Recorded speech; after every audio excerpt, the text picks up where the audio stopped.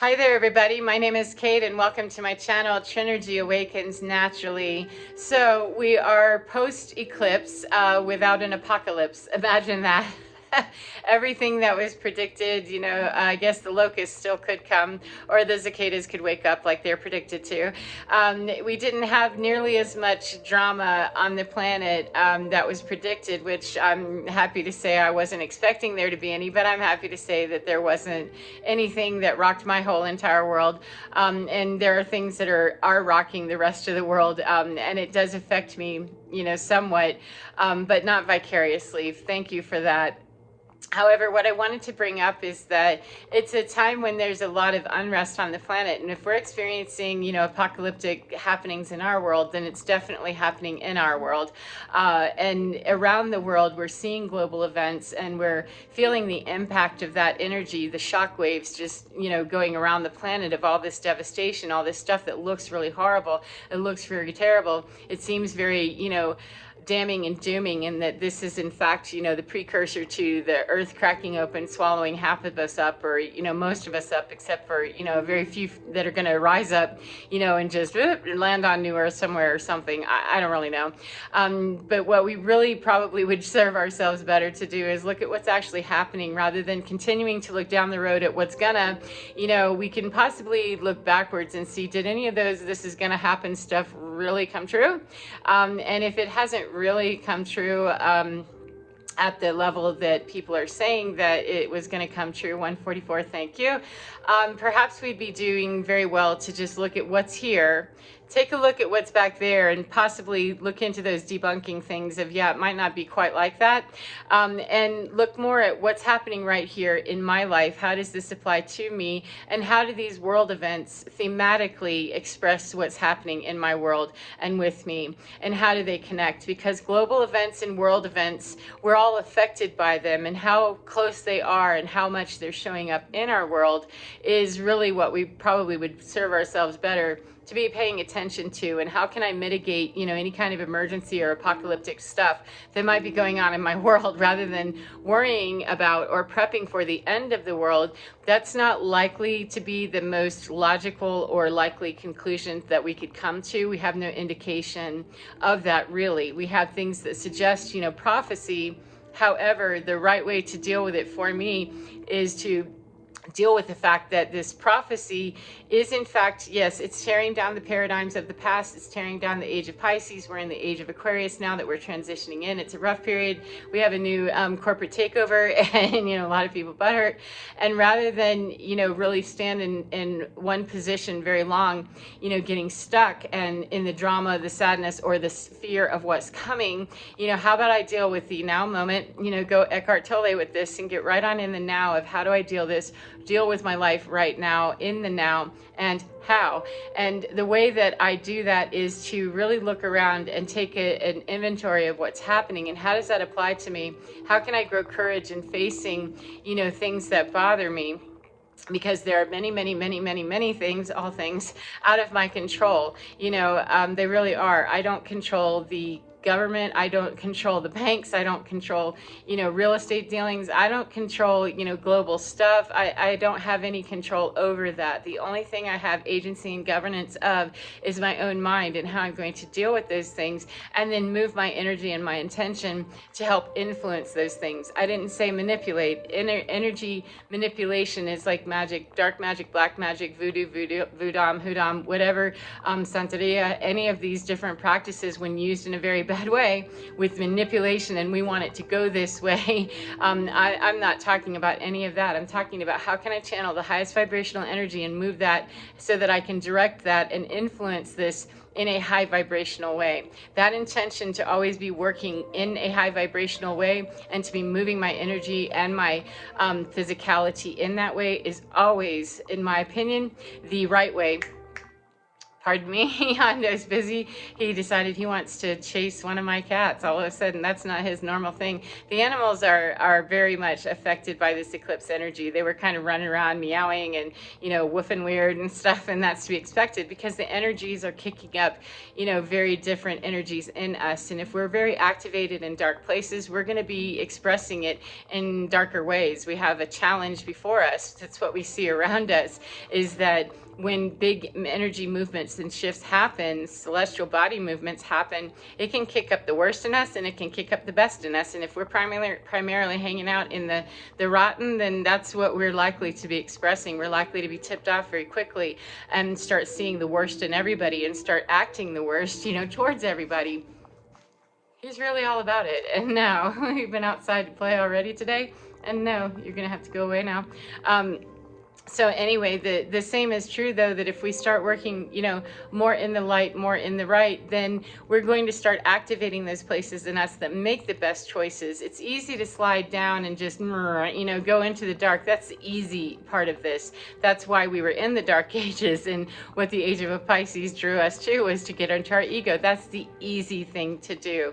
To take a higher road, or the light way, the right way, takes more energy, it takes more concentration, and it takes letting go of those easy places we want to play when we want to say, well, she's wrong, or he's wrong, or F them, or I hope they die, saying things that are really quite harsh and very ugly, and they don't serve. So the deal is, though, is that as I continue to align and keep moving my energy and my intention in a very high vibrational way, if I keep asking my team, my insides, my guides, my higher self, move into that higher consciousness of yielding to the idea that I might not be doing this the best way that I could be, and how can I find out how I can be? We don't often want to yield when we think we're right and we've got a toehold in, and we really believe that. My goodness, friend, I hate to be the one to, admit it to myself or into anybody else, but just about the time that I'm just certain I'm absolutely right on this, I can't believe, that's when I need to park my hiney and start taking another look at it and say, all right, what can I learn about this? Otherwise, I wouldn't have a need to really screech and scream about how right I am or how wrong somebody else is. I can identify where an imbalance is and say, yeah, that's not gonna work for me, and just keep on moving it away from me, or move me away from it, without needing to spit, kick, hit, and do all this stuff, or take retaliation or retribution to a whole new level. And so with this eclipse energy, it's going to be cranking and banking and yanking on us for more time than we want to say. It wasn't just a random Monday that we had this great eclipse moment, and all of a sudden the next day we're into brand new energy, and there's just no transition period, there's no bumpy road, there's nothing, there's just boop, we're right there. Nothing happens like that for real. I've never seen a transition happen that there wasn't a transition period for some amount of time, whether it was this amount of time or this amount of time. That transition period, we can shorten it by yielding to it. When we're trying to swim upstream and cuss the river and say it's the river's fault and everybody else is going downstream as an idiot and how dare you, and we're trying to shepherd hook them and make them come with us, and hey, you come with me because I have a great idea that I'm going to go up there and screw some things up, and really just into a whole mindset that it's no longer relevant, it's no longer part of what we're doing or is serviceable to the planet or to ourselves, and we have only to look around to see that. It's a mystery to me. It really is. It's a mystery to me. It's not like I don't have an ego. It's just that there's only so far I'm willing to go before I go, okay, have that. Go ahead and take that. Oh, you want to thieve that? Okay. I'm only going to fight so much before I say, where's my point of yield on this? It's here. Okay, good. Then take it. Please, dear, take that and get away from me. Just go on ahead and do what you're going to do, because the greater power lies not in relying on you or having you scare me or me scare you. It's for me to reach inside here and say, why is this bringing up fear, and what do I need to do about this right here? What can I do to get a hold of me so that 3D isn't freaking me out, isn't causing me to be concerned?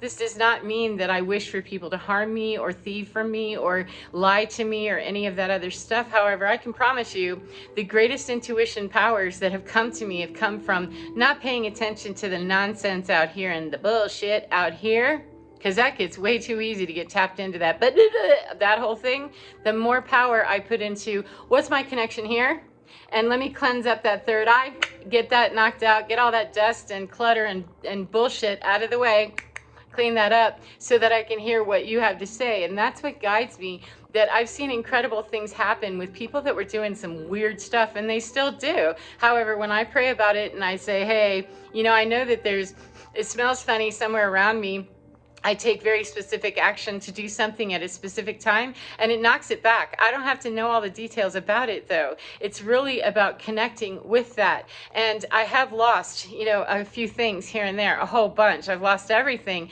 And there's great freedom, 1010, in that, because once I let go of, I can't let you bully me, I can't let you frighten me, and I'm not going to. So how do I do this? And the answer was, let them do what they do. Go on ahead and let them do what they do, because we're going to clear out all of it with you and for you. And thank God, people that ever took anything from me, ever said, you're an idiot, we hate you, blah, blah, blah, all of this, we wish you were dead. All those people are gone. And my life today, the quality of my life today is so much better.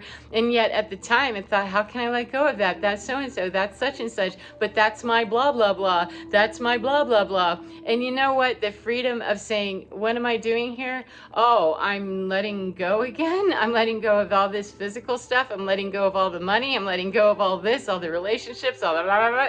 Yeah, you're going to let go of every last bit of it, because there's great strength in saying, there is no power being held over me for money. There is no power being 1111 being held over me for a house, a car, relationship, whether somebody likes me or not. There's no power in that. Then what can disturb me? What can possibly disturb me, wreck my world, or make me freak out at an eclipse time or any other time? It makes it very easy to look at what's actually going on and not get hooked into the fear of, oh my God, I'm getting ready to die, or I'm going to go need to build a bunker right quick. There's great release and great power in being able to yield to divinity and say, look, what do you have for me? Now, I'm not talking about walking out blind or stupid or just saying, I pray every day and, I'll just wait for that still small voice. I'm talking about building that connection so much that I'm not wondering, do I hear this or don't I hear this?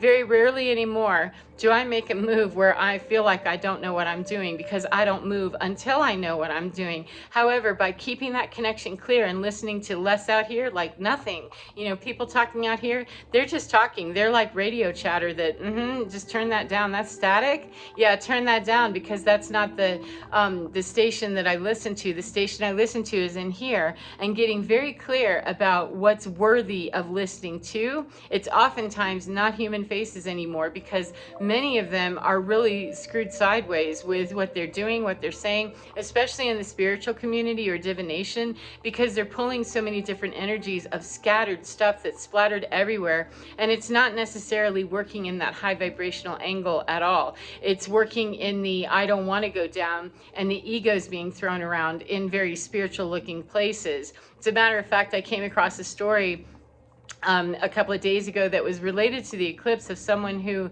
ended up unaliving her boyfriend and her children in a very ugly, I don't need to go into detail, but she ended up unaliving her children, and she had said, and her partner, that she was an influencer, an astrologer and an influencer who was saying, stay prayed up. This is, spiritual warfare at the max, and, it's really going on, and it's really happening, and stay prayed up.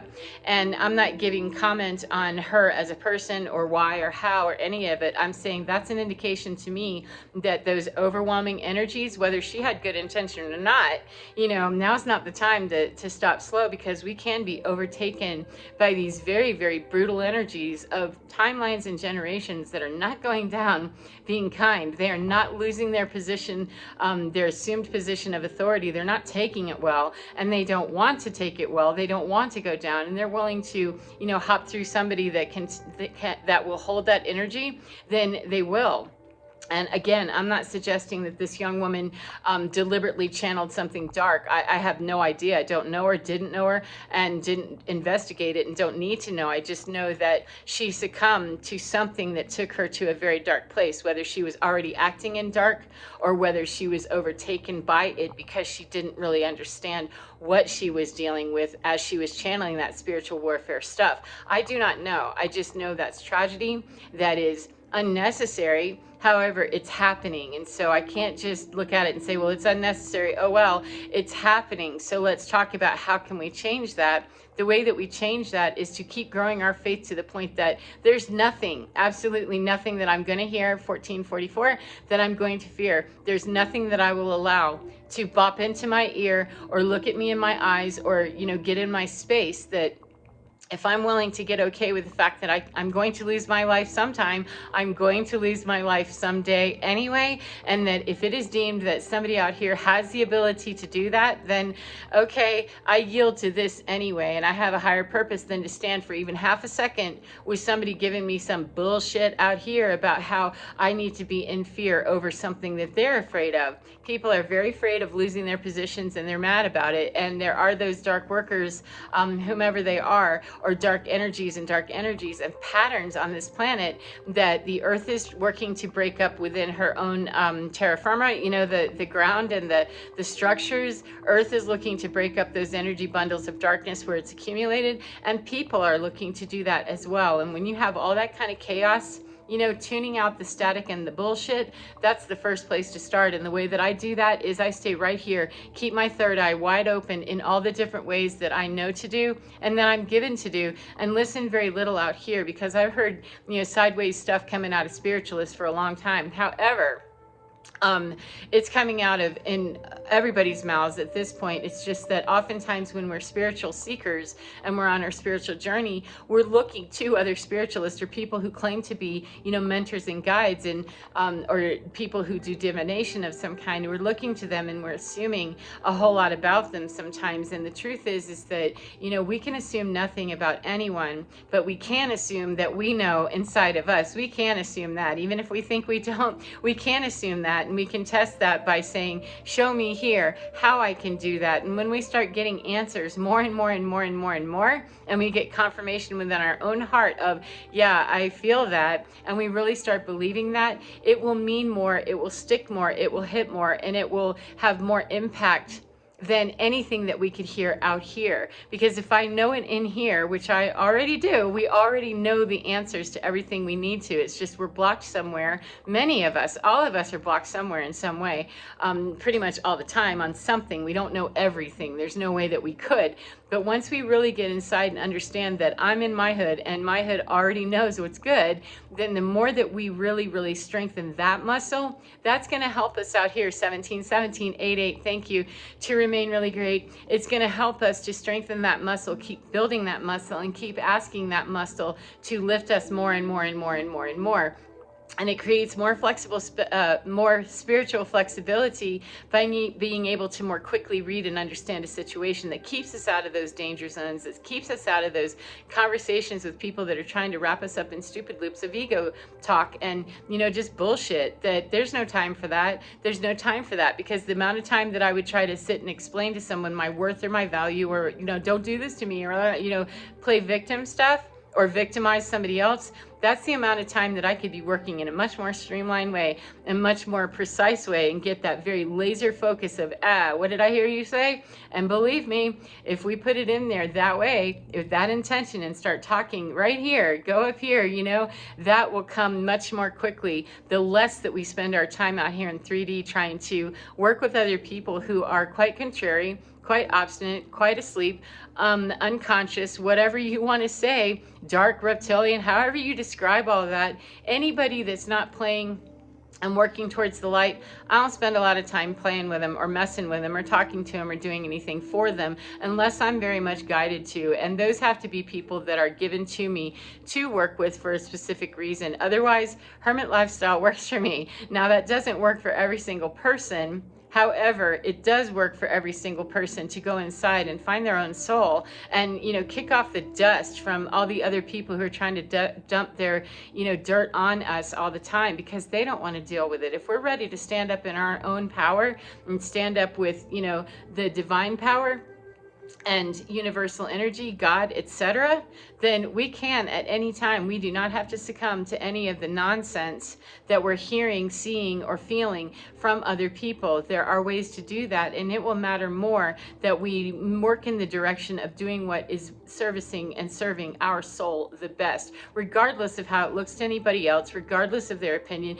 regardless of what is happening anywhere else. And when we start seeing those changes and acknowledge them and say, wow, that seems like it was a such and such, that was a coincidence? No, it wasn't. That was confirmation. That was synchronicity. Welcome to the flow of the no. And that will give us some more strength, and it's self-feeding, and it keeps us going in the right vibe, if you will, to find our soul tribe and to keep it moving, because this isn't about sitting still and getting stagnant any further. If we sit still, stop dancing, and stop moving, we're likely to get run over by other people who are running around chaotically and crazily and doing all kinds of stuff, you know, very wildly, trying to outrun the karma, trying to outrun the drama, trying to outrun whatever they think is after them. And whatever they think is after them is after them. Whatever I think is after me is after me too. That's why I'm gonna turn around and see and take a look at that and say, what is after me? And when I discover, really truly discover, through the power of being hooked into divinity, that ain't nothing after me. Because what could be, if I'm looking to divinity, what could harm me? Harm my body? Yeah. Take my stuff? Yeah. And what's more important to me? Not that. Divinity is more important to me. So with that, I hope that you've found something useful in that. And I hope you have a beautiful day, no matter what part of the day you're in. And remember, get within your skin, because you're divine. Oh my goodness, it's so powerful, so strong, and so kind, and it's absolutely fine. And it can bring you into laser focus and right in line without any difficulty. It doesn't come free though, and it doesn't come with just, you know, mindlessly saying or doing things or hanging out with people who would draw you away from that focus. We need to be extremely laser focused on what we're doing. And the more that we get inside to do that and listen to what's my own voice, what's my own soul's calling here, and what am I hearing from the divine, we are absolutely fine. So take care of yourselves, and I will see you next time. Goodbye, my beautiful friends. Mwah.